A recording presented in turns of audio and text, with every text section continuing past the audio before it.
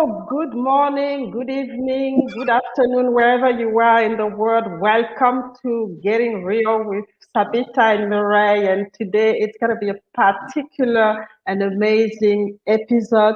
We have an amazing guest, and it's going to be, we really going to learn a lot from her. So get your pen, paper, anything to record what's going to happen and really get engaged. Let us know where you're watching from and take part, in the conversation. So I'm Mireille Tulekima. I'm based in Perth in Australia. I'm one of the hosts of this show.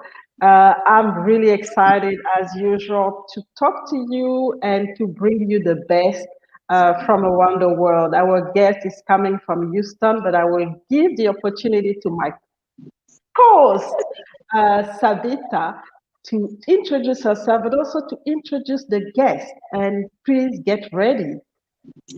Thank you, Marie. Well, happy Friday, Houston and Trinidad and the rest of this part of the world. And happy Saturday to Marie and the other half of the world. Mhm. Today, it touches my heart to bring to you this distinguished guest, this woman of so many talents. She's someone I really look up to. Her story is so amazing. And I don't want to say too much because I don't want to spill her beans. But Nicole is from Trinidad. As you know, I'm from Trinidad, and she's a girl from the home soil, born and raised in Trinidad, moved around the world a bit with her expatriate life, and she's a mother like us. She's a career woman like us, and she has a story to tell. Nicole, welcome to our show. This show is about being real, and that's what we're gonna do. We're gonna tell real stories to real people and find real solutions. Welcome, Nicole.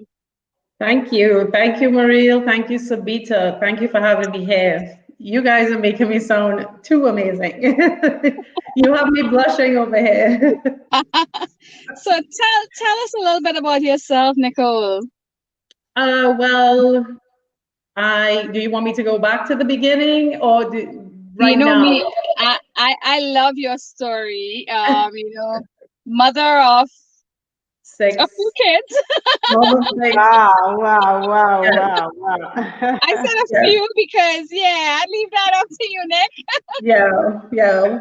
Well, uh, so I started having kids at a really young age. I was pregnant and married at the age of 20.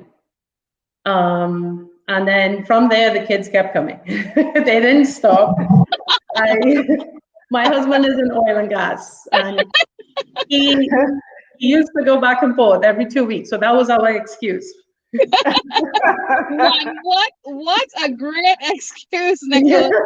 So tell us about your kids, a little bit about your kids. I know them, great kids, and and then after you tell us a little bit about them, we're gonna get into work-life balance, family life balance, managing motherhood and a big family, and moving. Yeah.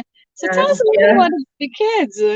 Well, six kids total. Five of them were five were born in Trinidad. Yeah, they range from 21 to 5. The 5-year-old was born here. He was our pleasant surprise Oh, when we thought we okay. were finished at 5. Yes. Um, yeah, I have two in college. I have one in high school. I have two in junior high and obviously a kindergartner. So Great. it's Right. different personalities all over, different moods in this house. Mm-hmm, mm-hmm. Yes. And I Yeah. would say, Marila, I know all six of them. One of them is really special to me. Not that I have favorites. Mm-hmm. He is just like this old soul, but great kid. And he's actually the youngest. Mm-hmm. But Nicole, one of the things I'm really, really proud of is the amazing job you've done at balancing motherhood. I have two boys, and that's a handful for me. Marina, I know you've got two kids and two Mm-hmm. grandkids, and I'm sure your hands are full. Nicole, Yeah, how I did you mean, do it? mhm. How do you do it? That's really the question, because with only two, it's already a battle, but six, and then being able to have time for yourself. How do you do it? Can you I tell? ask myself the same question, how do I do it? But I do have a good support. My husband, he's amazing. He picks up the slack whenever I can't. So that's Mhm, great. And you know, I don't know what I'll do without that. But getting ever since I got into work, I had to learn to let go. Um, mhm, I had to learn that it's okay. It's okay if the laundry basket is high. It's okay if the kitchen sink is filled with waste. I had to learn to let go. So that was one of the things um, from switching, because we remember I was a housewife for so many years. I was able to attend to all those tasks and see about the kids because that was my main focus.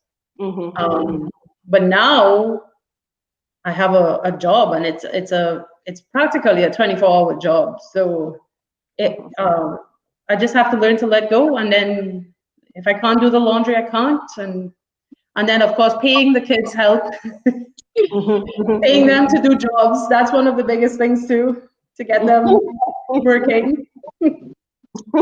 So Nicole, I like the fact that you talked about learn to let go. I like that message you're sharing with others.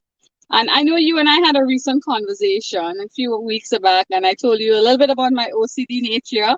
And Yeah. that's something I need to learn to do. I need to learn to let go sometimes. I need to say, hang on, I'll get to this tomorrow, to this activity tomorrow. It's okay to not finish everything today. I think working with a bigger family, that's really important, knowing when to stop, when you need to wind down and have some me time. So you probably notice I'm in my car, not my home office, because my son has a soccer game and I didn't want to miss this show. So he's out there warming up, and straight after this I'm gonna go to his show. So that's what we do. That's what we busy mothers do. We balance work.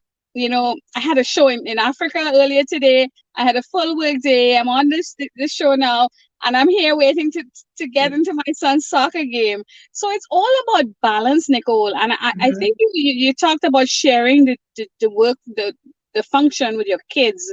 Mhm. You use money as a motivator. I think that's a great tool. What do you think, Muriel? Yeah, I mean that's what I wanted to do. It's about balance. And sometimes for us women, we have, like you said, we have to learn to let go, because we want to do everything and we want to be perfect. It's not gonna happen. We have to let go, we have to delegate, and it's a good thing that you find a way to delegate to your kids. So find a way to delegate, because you can't do everything, especially if you want to be you want to have the right result in the area where you focus on, which is for you your work now. So those are two key things that women need to learn to do: letting go and delegate, and Yeah. understand that we're not perfect. If we can't do it, we just have to say we can't do it. We don't have to force it. We just have to think about the balance. That's what Sabeeta is saying. It's about balance. It's about being happy with your choices and not feel guilty, because that's okay. If you can't make your bed, that's okay. If you can't cook, that's okay. Just keep going, and make sure you have balance in your life. So that's very, very important. And I can imagine, especially for you with 6 children, you need to be very good at it. It's And sometimes we don't understand that those are also the skills. Those skills, we apply them at home, but those are also successful skills that we can use in the office. And I'm pretty sure that your experience as a mom of 6 children has actually helped you in your professional life now to be really successful. So one question that I have, what was this transition from really staying at home, taking care of the kids, and really focusing on your personal life to your professional life? How was the transition, and how did you transition? What were your emotions? How did you do it? And did you go for a particular process? so it's I had it was two reasons why I decided to get into the work field. One, the main reason was I wanted something for myself. I felt like I've been a mom so many years, so young. I felt like I wanted something to call my own. The second reason was financially. We only had one income in the house, so things were getting tough. Down to we couldn't even go for ice cream without putting it on a credit card. So things were getting tough. Um, I started looking around, and I did a couple jobs here and there, but making minimum wage per hour, had to work weekends. I had to ask myself, was this worth it? Because I have 6 kids at home, and as we said, some things were falling back and stuff, and it wasn't worth it. I I prayed really hard. I asked God. I said, please send me. I called it a mummy job. Send me a mom job. Um, I I like really that. didn't. I really didn't expect real estate. My husband came and said, "Why don't you try real estate?" And I remember telling him, "No, I'm not a salesperson." Um, and he said, "But just do it because one day I might want to flip properties, and if you have it, it will help." So I figured, let me go give it a try. I wanted to do something anyway. And I remember the first day sitting in that class and hearing the teacher, and I'm like, I am going to love this. This sounds nice. Um, anyway, fast forward, I got my license and I started working. And it's being a real estate agent is difficult. It's hard because you have to market yourself. You're trying to get clients to come to you. So most of my day was trying to put my name out there and market. So, yes, I'm at home and I can't do it in my home office, but I was just so busy, always like calling people, letting them know I'm a real estate agent, sending out mailers, doing social media posts, stuff like that. So from then it was a little, as you asked about the transition. Yes, I'm home, but I have to work, so it was hard. It was hard to see everything that needed to get done, and you know, So Nick, yeah, Nick, you talked about putting your name out there, but right over your head, I see your name up there. So you moved from putting your name out there to getting it up there. Because I know you're doing an amazing job in terms of your market reach. I mean, last year you had a fantastic performance. But yeah, before and I want to speak to young women out there, women who feel, look, I got pregnant too early or my kids are in the way. Please know your children are your gifts. They will never stand in your way. Nicole is evidence of this. Nicole, I want you to talk to these women about some of your fears because there may be fears that they share. What were some of those fears and what message would you give to these women? you phase in getting into work to get back out Yes, working. yes. Not being there for the kids. My fear was not being a good enough mom. I talk about trying to let go, and trust me, it's still a work in progress. I still beat myself up. Um, I'm still working on that and telling myself it's okay. My fear was just not being around and stuff, but now I'm realizing I'm showing them that I'm strong and I could do it. So your message to women out there who may have a family and younger kids and are intimidated, you're telling them pretty much, look, when you go out there, you earn an extra dime, you're providing a better opportunity for them. They're capable of it. They can find a balance and it is possible because you have done it. Yeah. I guess you're showing that mom can get out there and do both. Mom could be mom because I am still mom. I mean, I schedule my things around the kids. They have to be picked up from school. We have to do the regular stuff. So I schedule it around the kids. So I'm still mom and working. Great. So you're now a working mom, and sometimes that's and you probably realize that it's actually sometimes easier for you to work and plan your work than planning everything for your children, and Yeah. and that's what I always tell, my colleagues. I say, you know what, being a mom at home is actually one of the most difficult job that, you can think of. And sometimes we don't realize it when we work, when everything is done for us at home. We don't realize that those women were actually sacrificing themselves for their children. It's actually quite hard because they have to let go of their own, dreams. They have to let go of they always come second or even third.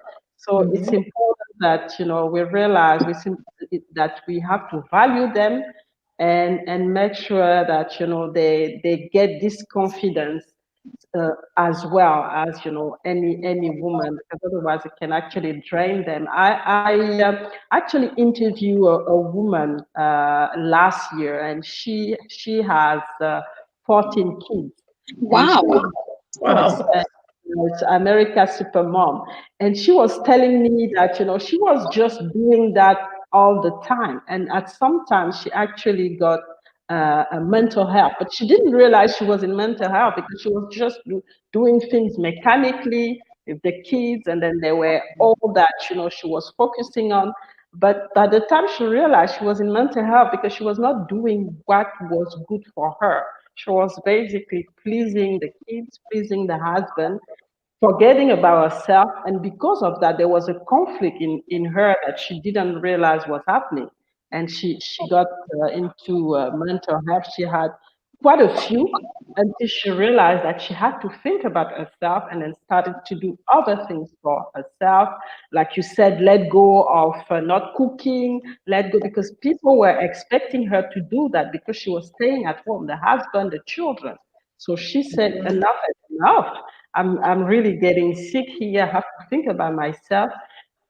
Everybody has to participate. It's not going to be just me. So it's important that we think about ourselves as well as women, because sometimes we're just pulling ourselves bit by bit. So that's really important to pass this Yep. message. Mhm. Yep. So, so Marie, I saw some shout outs from Trinidad. Do you want to Yeah. read out any of them? So there's, unfortunately, I think they don't have their real name. So there's a hi from Trinidad. So full house from there. There's another one here. So peace and blessing family. So you probably recognize them. So that's real truth and power. So obviously it's coming from Africa. It looks like. So we Yeah, really that's an African group. Yep, I did share it out. Yep. so watching from Trinidad, yes. Welcome, That's Linda. We're that's so my happy to mom. That's my have mom. you.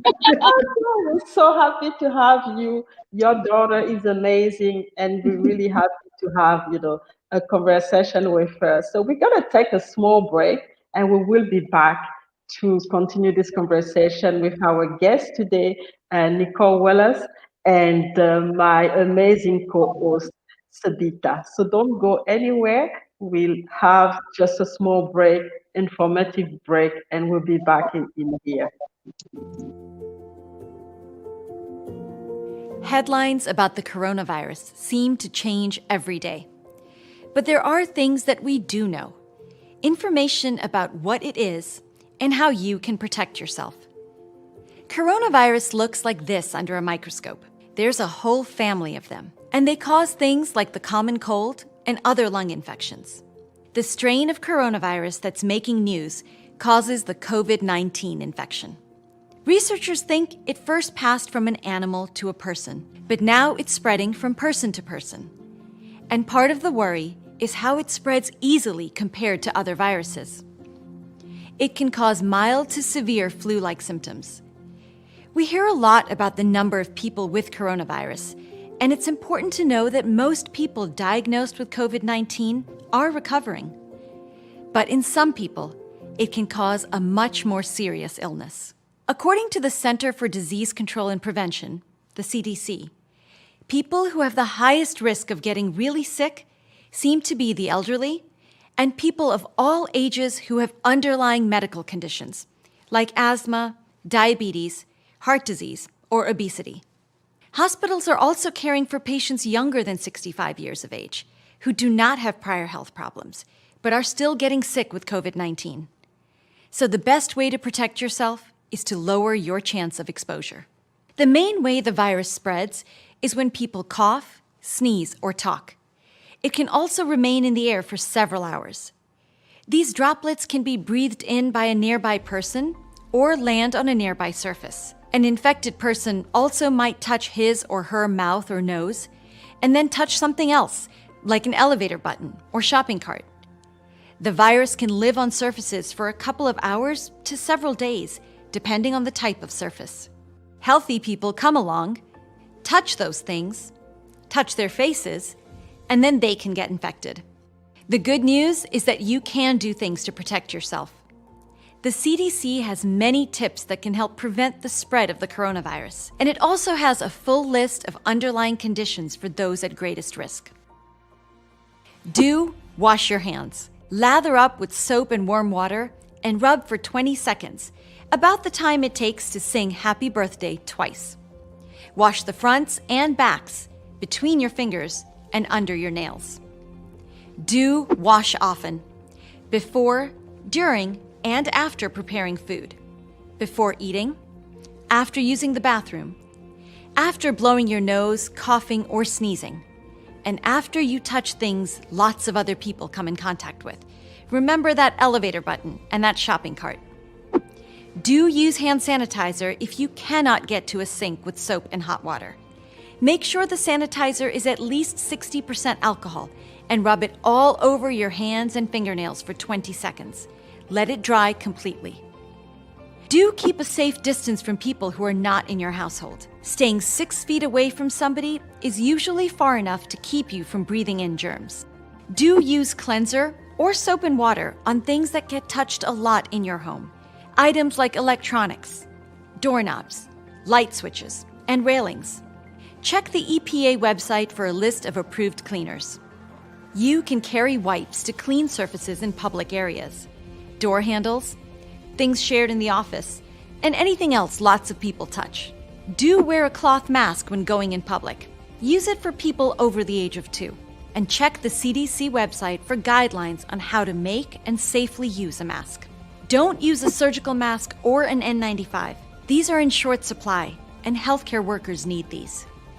And don't put a mask on someone who is asleep or unconscious, or anyone who can't remove the mask themselves if they have trouble breathing. Don't touch your face, especially your mouth and nose. Don't cough or sneeze into your bare hands. Instead, cough or sneeze into your elbow, or into a clean tissue that you throw out right away. Don't share food, drinks, and towels. It's an easy way to share germs. Coronavirus may feel like a big, scary unknown, but by following this advice, you can cut down your risk of getting sick.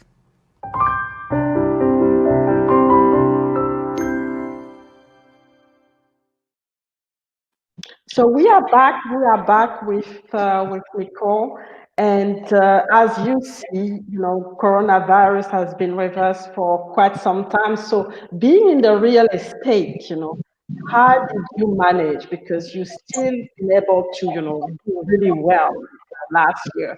So what were, your strategies, the tools that you used to really go around this big unknown that actually around us and really affecting negatively everybody? Well, my association here in Houston, they made it easy. They did so to replace open houses, we had virtual open houses rather than um, in-person open houses. We did virtual showings, so they made it easy to continue work. We were also real estate was also considered essential workers, so we were allowed to go out there when we were locked down. Another thing that I would do for my clients is obviously we're wearing masks and stuff. I would turn on all the lights and open all the doors so my clients don't have to touch anything when they enter the home. So those were the things that I did to protect them. So Nicole, I know you have taught a lot in terms of sanitization, getting clients to see properties, using social distancing, using technological tools and stuff like that. So these are some of the add-ons, the why Nicole. Mhm. Um, and I don't want to talk about a why Nicole because I don't want to sound biased, but I do know all the positives about why Nicole. Why Nicole should be your go-to person when you're thinking about buying a house in Houston. What it is about Nicole. So Nicole, share some of those things some of your clients have said about you. And I don't call this brag moments. I call this moments you've earned, Nicole, and you deserve to tell the world why Nicole. Well, why Nicole? What my client said. Well, first, first off, it's as I remember in the beginning, I said I'm not a salesperson, so I don't go into the transaction as a salesperson. I'm going in there. I'm helping you. I'm there to assist you. This is the biggest decision you are going to make. My client is making. Buying a home is it's not an easy decision. It's a big one. So when it comes to buying, I'm there for my clients. I guide them through the process. I am their advocate. I'm their cheerleader. I am looking at every document and making sure that nothing is wrong, making sure that everyone puts the numbers in the right place and my client isn't getting charged extra. I am, and then I'm also guiding them through the process. Sometimes they get scared. Sometimes they get nervous. I explain it to them, show them how owning a home is an asset. And, so my buyer clients, that's what I'm there to, I hold their hand throughout the entire process. And I also, another thing that I do, and one client said that they liked about me was I didn't push them to make a decision. Um, we took our time. It was no rush. You take your time and you choose the home that you love because I don't want you to buy something and regret it and feel as if I rushed you and I just wanted to close the deal. That's not it. I'm there for you. Take your time. It's a big decision. Yes. And I like that. I like that a lot. One of the things, and I got to meet a few other people in Nicole's network, and through meeting them, I'm like, "How did you know Nicole?" They're like, "Oh, I bought a house from Nicole, or Nicole helped me find my first home." And she helped me settle in. So for me, Nicole, that goes to say a lot. It speaks of your personality. It's not about a sale. Your transaction doesn't end when I get my keys. I have seen evidence and I've met people who speak this story about you, that you continue to to foster friendship with them. You continue to give after sale service. It's not a quick sale, and that for me is part of the why Nicole. Yeah. My clients are my friends. And you know that you've met a few of them. So yeah, my clients become my friends. And I always say that's what I love about my job. It's a relational job. I look at it more as a relationship versus sales. I'm here to help you. Yeah. And I think when your client could transform into your friend after, it really says what a fantastic service that you have provided them with, and they're so happy to continue with this. And I'm sure they do referrals, and I'm sure later on you'll tell us about your referral program. But I know Mireille was going to ask something and I jumped her, so I do apologize, Mireille. All yours. It's all right. I just wanted to actually emphasize what she just said.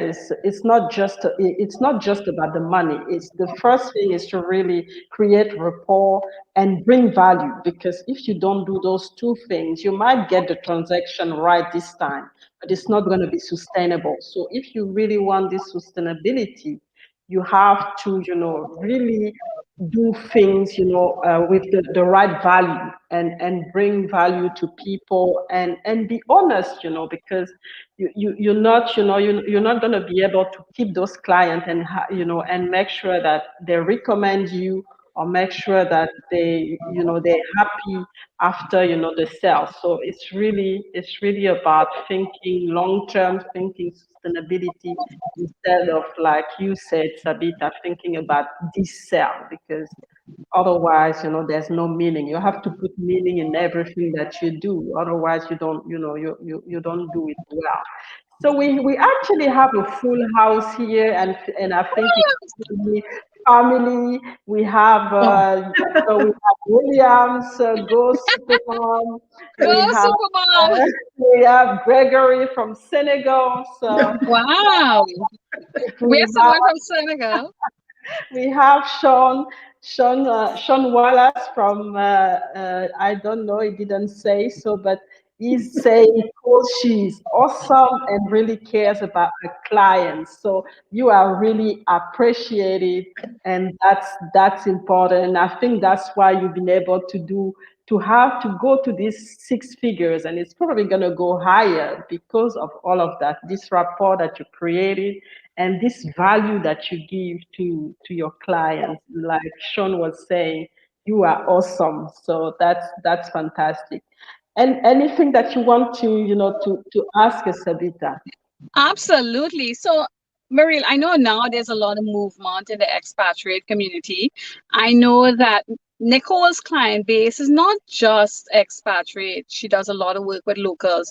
Nicole, what advice would you give to an expat who wants to sell their home right now because they've been transitioned out, or they've got a sudden move, or they've been downsized? How would you speak to them, and how can they reach you?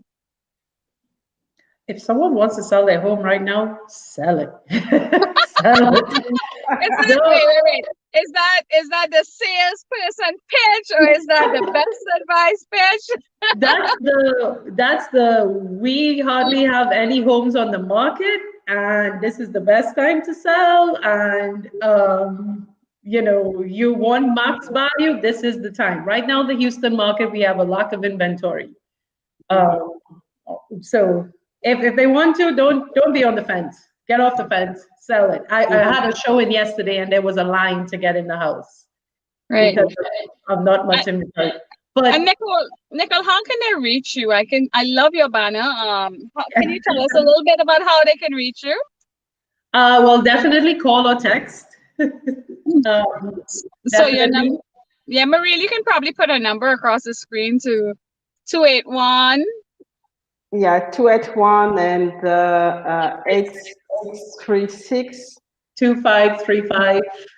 2535. Yeah. Okay, all right. But So when that's it, the best way to reach you, Nicole. Do you have a website? Do you have a Facebook? How can people see your listings? I have a Facebook. Yeah, I'm big on Facebook, on social media. You know that's one of my main marketing tools. Uh, And is it under Nicole Wallace, or is it under a different realtor account? I believe it's Nicole Wallace Realtor for Facebook.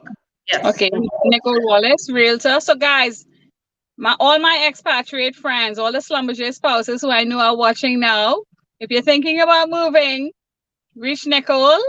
That's her number. That's her Facebook page. Are you on Instagram? Are you on any other ways? Where can they see your listings, more importantly? My listings are, you go to har.com. That's where you get all the listings for the Houston area. So they can find it there. And then call me if they see anything that they're interested in. Okay. Yeah. So we have a beautiful comment here from Amelia. Amelia is saying Nicole was patient, kind, and understanding during the whole process. I was worried about house hunting. It seemed overwhelming, but she made it so easy.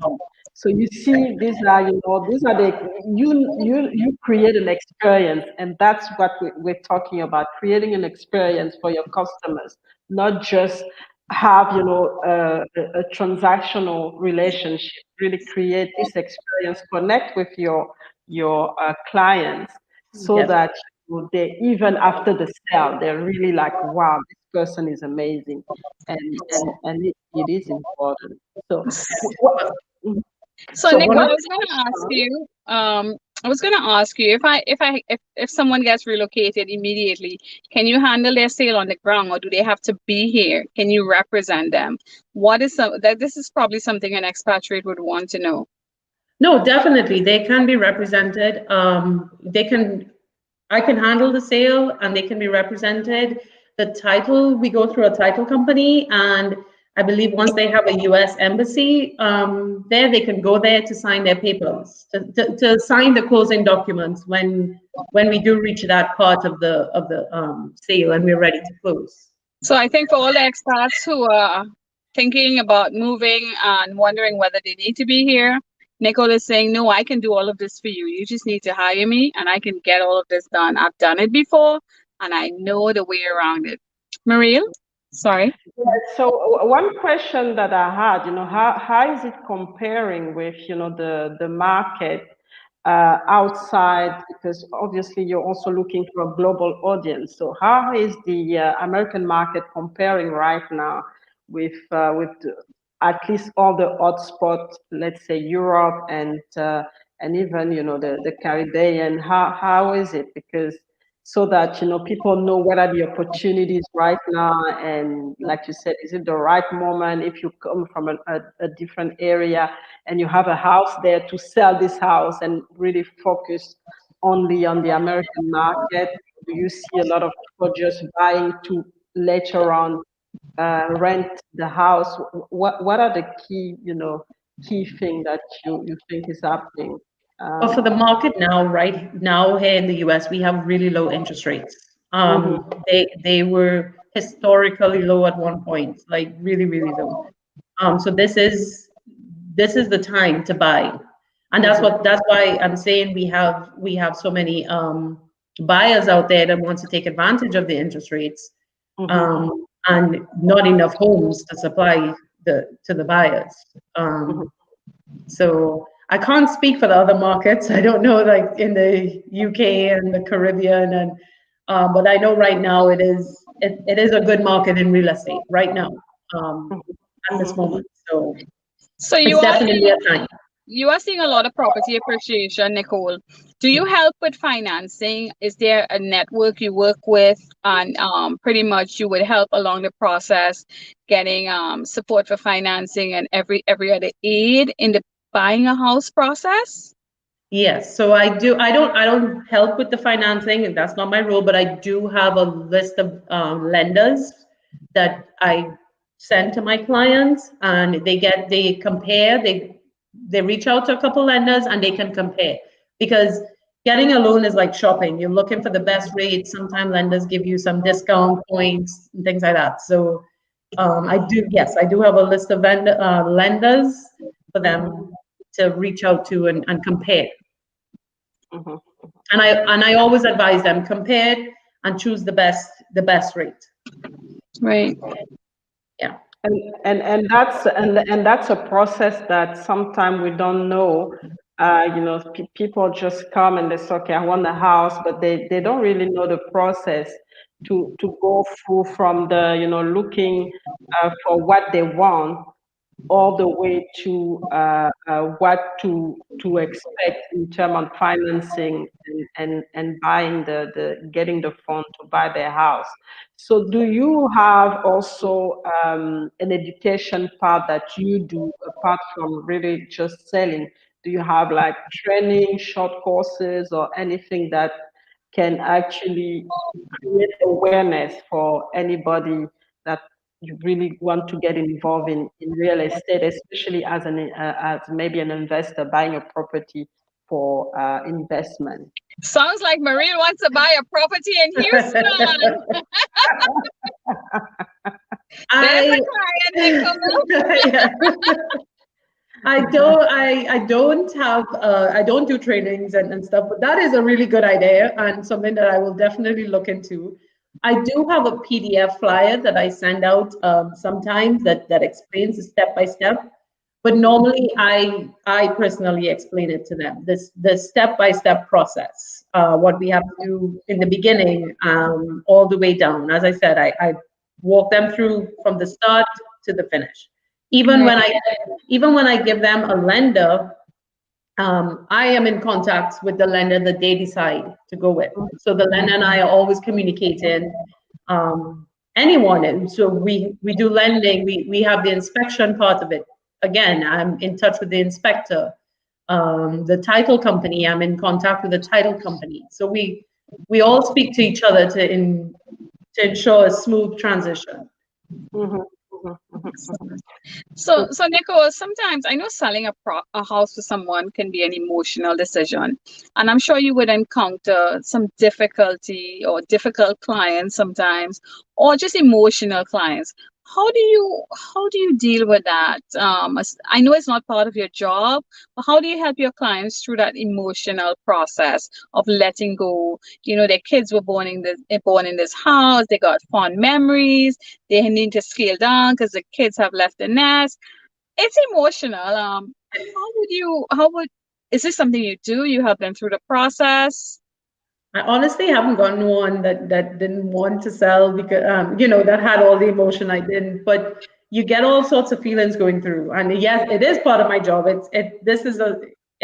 We real estate agents, we are like psychiatrists because we deal with many issues and problems and have to be in the middle. I always say most of my negotiations are with my clients. Hello, my negotiations with my client. Um, how I'll deal with it, I'll just, I guess you being sympathetic, Yes.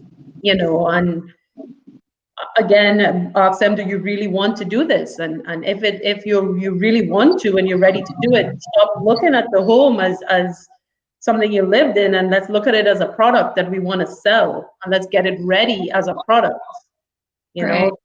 So, and that's the most I could do. No, After I that, think that is great advice. It actually moves them from the emotional phase to doing what they should or they really want to do in terms of decision making. So I think that's really good advice that would help people when they get stuck.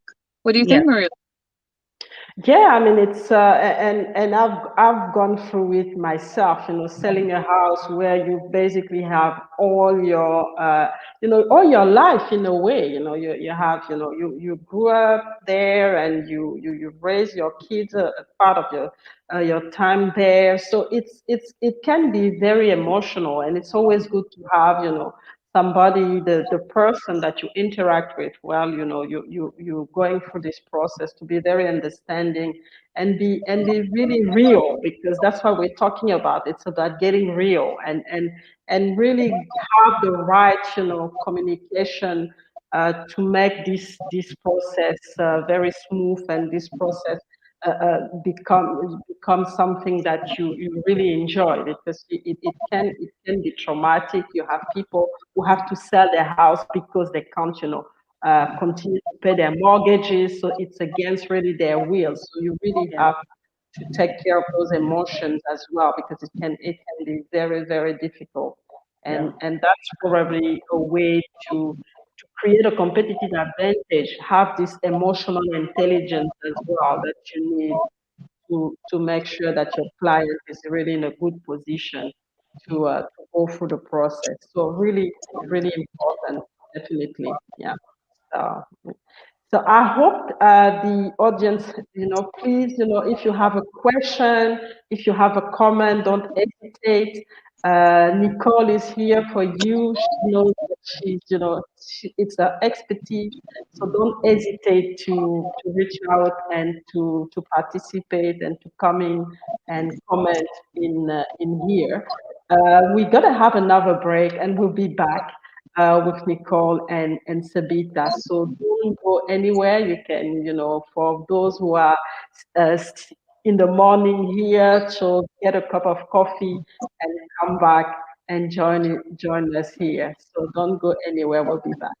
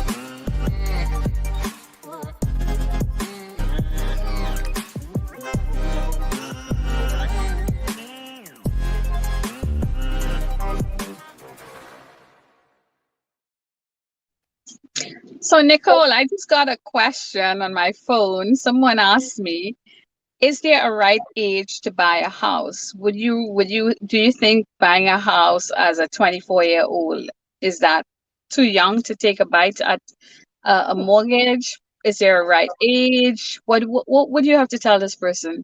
No, of course. I mean, I think that's a home is your asset. It's honestly, I think the more property you have, you build in your wealth. So it's definitely not. It's you're not too young, and they have many things out there for young people, um, like FHA, first time home buying for them. So for them to take advantage of. So definitely, I would definitely invest in a home. So are you saying as a young person, it's worthwhile buying a home because I get a special rate or discount? Well, they have options out there if they Like an qualify for it. incentive. Okay. Yes, they have So different. that Yeah, makes sense in terms of renting versus buying when you're making that decision. I think so. definitely. If you have the extra capital for your down payment, obviously you have to have the down payment. But many people think it's you have to have 20%. No, you could do as little as 3.5% down. Really? Yeah, for first time home buyers.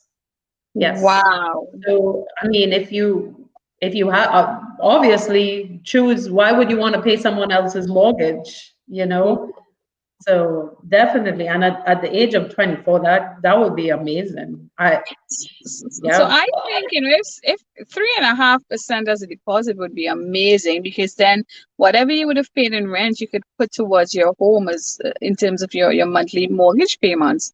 That makes sense for a lot of young people out there. yeah, that's we come from Trinidad. It's you know, America makes it easy. It makes it. Yes, They have a lot of options out there for people. They have different programs. Again, it's best to speak with the lender. That's the lender's yes, job. But yes. I can say when buying a first home for me was a big decision because I was wondering in terms of debt, can I take on this debt? What if I don't have my job anymore? There were so many things I questioned myself on, but I think you're right. In the US, there are just so many options that make owning your home a lot more accessible. Mariel, what is it like in Australia? I mean, I lived there, but I never really bought. We were Mhm. expats there. In Australia, I mean, it's quite expensive. So if you can start young, it's also better. And like in the US right now, the interest rates are very low. They've never been that low. So it's the right time to buy. But at the same time, the houses are so expensive compared to the US. You really have to think twice. Do you really want to invest and have all your life paying for it? So you have to, I think the best way here in Australia, if you already have a good down payment, so that the process becomes a little bit more easy, because otherwise it takes you so long to be able to pay back, because it's really expensive, and you really have to get ready. You can't just go, and because in the middle of the process you'll get burned. So right now it's the right time to buy. My experience, living in different countries and knowing a little bit what's going in the US, it's a bit more expensive than elsewhere, competing, I think, with the places like the UK, and maybe a little bit more expensive than the UK now. So really have to think about it, and the younger you are, the better, because yes, yeah. So that's definitely an option to really go into real estate when you're young, but it would be really good to go with, the maximum of money down payment that you can, so that it makes life easier. Yeah. Yeah. Definitely. Yeah. So, Nicole, I know we have a few about 10 more minutes. What would you like to share to the audience?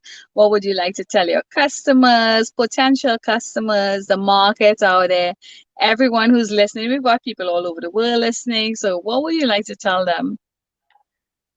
Well, as I said in the beginning, I'm relational. So when I come on, we create a bond, a friendship, and I guide you through the process.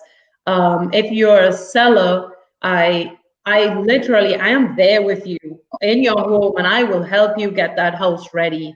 I love staging. I love advising my clients to stage. Let's put it this way. I love advising them because staging a home, remember I said it's your home is now becoming a product, and we have to make it look beautiful and stand out among the others. So staging it, and it is my number one. So we stage it beautifully, and again, I'm there with them every step of the ways with the staging, and then we take professional pictures. Um, we put it on the market, and then we go from there. But and as I said, with my buyers, I'm there with them step by step, guiding them through each process. How long does it take to flip a house or sell a house, so to speak? Let's say I decide today, I come to you, Nicole, I want to put my house on the market.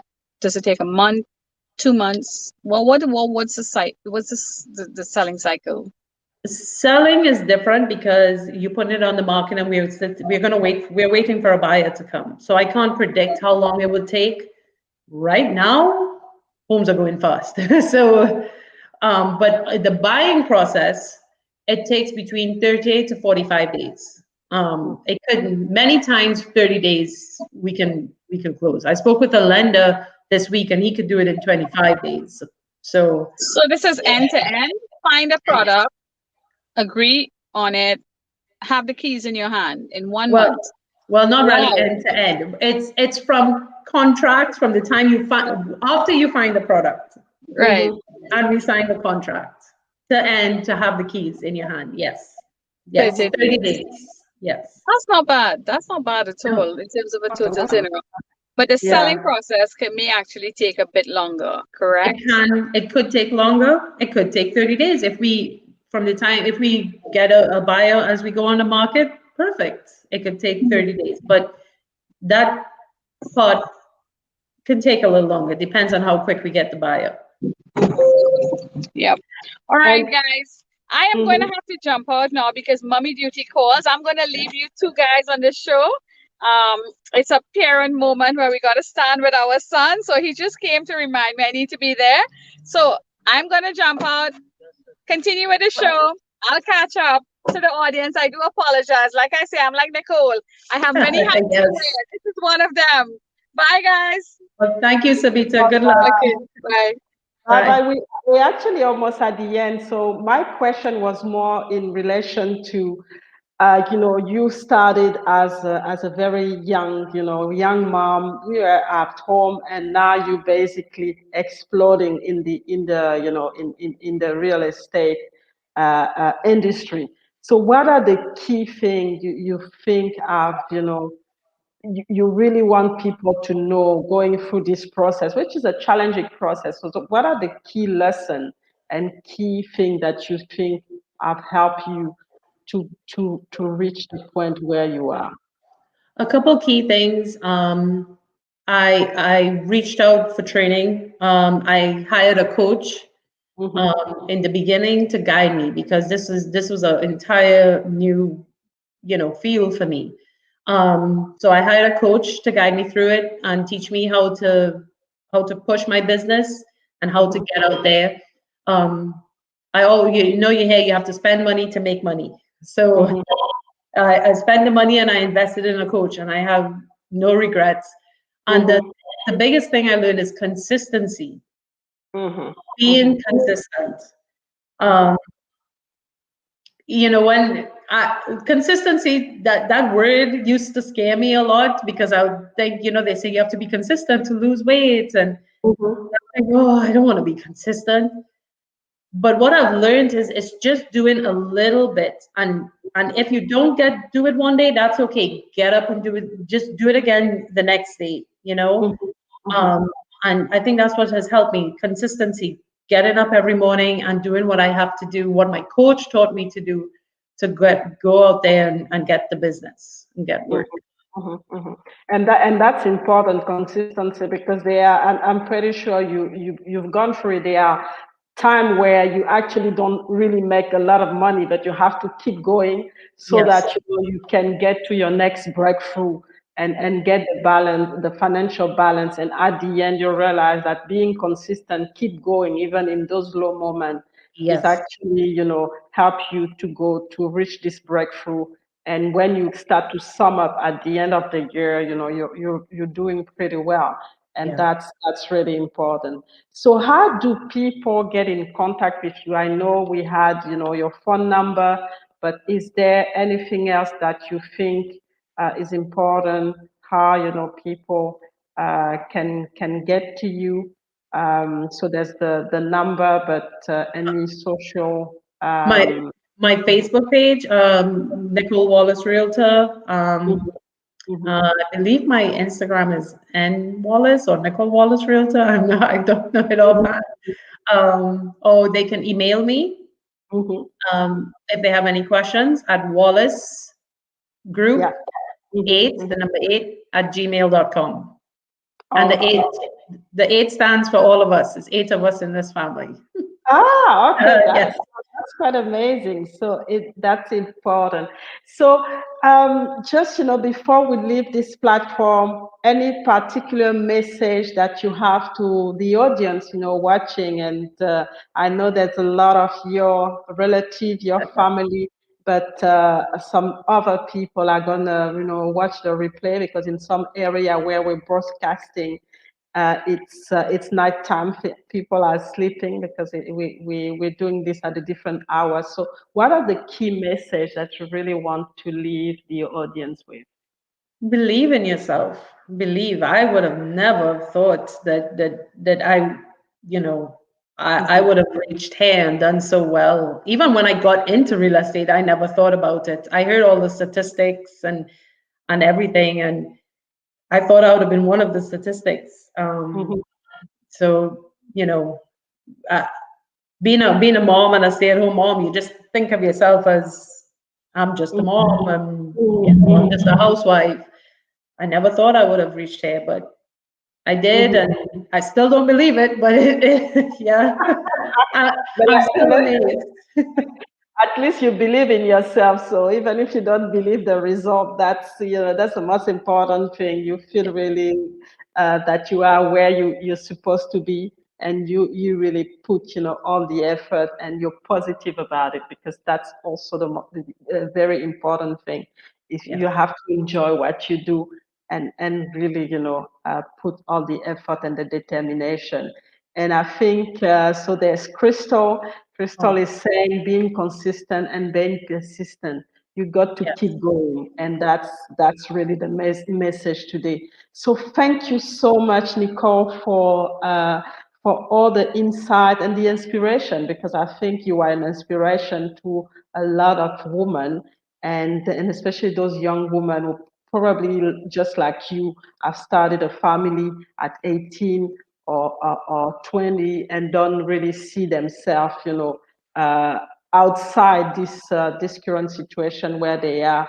There is hope, and like you said, it's about believing in themselves, believing that they can achieve, uh, um, to and what to achieve what they really want to achieve, and yes, and really get, stay focused on it.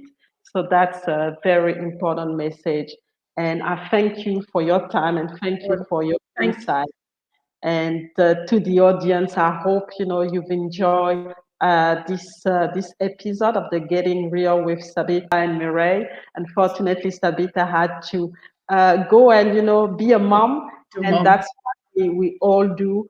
As mom, we multitask and we have to adjust and be flexible. So thank you for everybody for being here, Well, and thank please. you.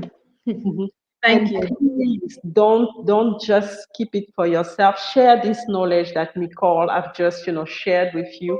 Share this knowledge and continue to pass this message of hope and this message of belief that she brought today. So believe in yourself and don't limit yourself because you are unlimited and you have greatness in you. So make sure you put this greatness into your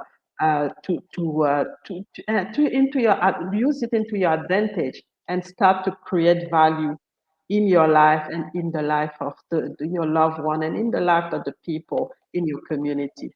So thank Yes. you. Have a great evening in the US and have a great day on my side.